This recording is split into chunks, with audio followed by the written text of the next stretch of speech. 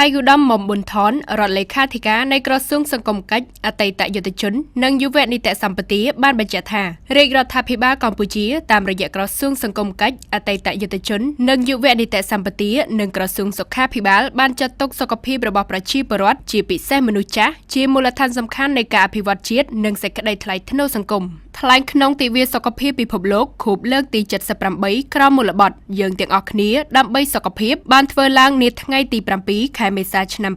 2026នៅសាលមហោស្រពស្ទឹងសង្កែខេត្តបាត់ដំបងទិវានេះស្ថិតក្រោមការចូលរួមគាំទ្រពីអង្គការមនុស្សចាស់កម្ពុជាសហការជាមួយក្រសួងរដ្ឋបាលខេត្តមន្ទីរស្ថាប័នពាក់ព័ន្ធនិងអង្គការដៃគូព្រមទាំងមនុស្សចាស់ដែលស្ថិតនៅក្នុងបណ្ដារាជធានីខេត្តមួយចំនួននៃប្រទេសកម្ពុជាក្នុងគោលបំណងចូលរួមចំណែកបង្កើនការយល់ដឹងនិងជំរុញឲ្យមានការយកចិត្តទុកដាក់ទៅលើសេវាថែទាំសុខភាពសម្រាប់មនុស្សគ្រប់វ័យជាពិសេសមនុស្សចាស់ដើម្បីឆ្ពោះទៅរកវ័យចាស់ប្រកបដោយសុខភាពដែលស្របជាមួយចក្ខុវិស័យផែនការយុទ្ធសាស្ត្រនិងទិសដៅនៃគោលនយោបាយជាតិរបស់រាជរដ្ឋាភិបាលឯកឧត្តមមុំប៊ុនថនបានលើកឡើងថានៅក្នុងគោលនយោបាយជាតិស្ដីពីមនុស្សចាស់ចាប់ពីឆ្នាំ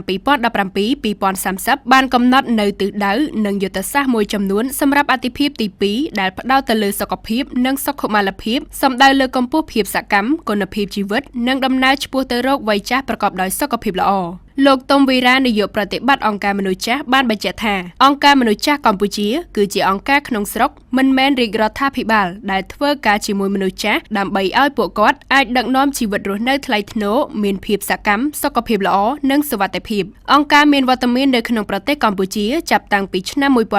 1992និងបានបំពេញបេសកកម្មរបស់ខ្លួនក្នុងខេត្តបាត់ដំបងរយៈពេលជិត35ឆ្នាំក្នុងការចូលរួមចំណែកយ៉ាងសកម្មក្នុងការកៀរគរប្រភពជំនួយពីក្រៅប្រទេសរាប់សិបលានដុល្លារដើម្បីជួយដោះស្រាយនៅបញ្ហាប្រឈមដែលរួមមានទាំងផ្នែកសេដ្ឋកិច្ចសុខភាពបរិស្ថាន Gender និងសិទ្ធិសម្ដៅលើកម្ពស់ស្ថានភាពរស់នៅនិងសុខុមាលភាពរបស់ប្រជាជនវ័យចាស់និងសហគមន៍ពួកគាត់នៅកម្ពុជាលោកស្រីកែវដាណាអភិបាលរងខេត្តបាត់ដំបងបានចាត់ទុកថាវេទិកាថ្ងៃនេះគឺពិតជាមានសារៈសំខាន់និងឆ្លុះបញ្ចាំងអំពីការយកចិត្តទុកដាក់បន្ថែមទៅលើសុខភាពនិងសុខុមាលភាពរបស់ប្រជាជនវ័យចាស់កម្ពុជាយើងនិងអ្នកដែលត្រៀមចូលវ័យចាស់លោកស្រីអភិបាលរងខេត្តបាត់ដំបងបានបន្តទៀតថារដ្ឋបាលខេត្តបានសហការជាមួយអាជ្ញាធរក្រុងស្រុកមន្ទីរពិសេសអង្គការមនុស្សចាស់កម្ពុជានិងដៃគូនានាក្នុងការចោះរៀបចំនិងបង្កើតសមាគមមនុស្សចាស់ឲ្យមាននៅទូទាំងឃុំក្នុងខេត្តបាត់ដំបងព្រមទាំងអនុវត្តនៅកម្មវិធីគោលនយោបាយនានាដើម្បីចូលរួមលើកកម្ពស់ជីវភាពរស់នៅនិងសុខុមាលភាពរបស់ប្រជាជនវ័យចាស់នៅកម្ពុជា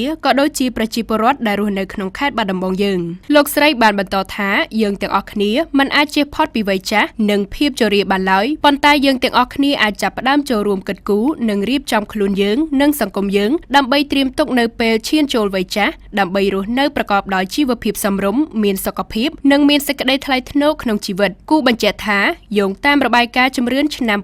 2019កម្ពុជាមានប្រជាជនវ័យចាស់ប្រមាណជាង1.3 លាននាក់ឬស្មើនឹង 8.9% ហើយចំនួននេះត្រូវបានព្យាករណ៍ថានឹងកើនឡើងអាចកើនឡើងដល់ 1.9 លាននាក់ឬស្មើនឹង 11% នៅឆ្នាំ2030និងអាចកើនឡើងរហូតដល់ប្រមាណជាង5 លាននាក់ឬស្មើនឹង 23% នៅឆ្នាំ2050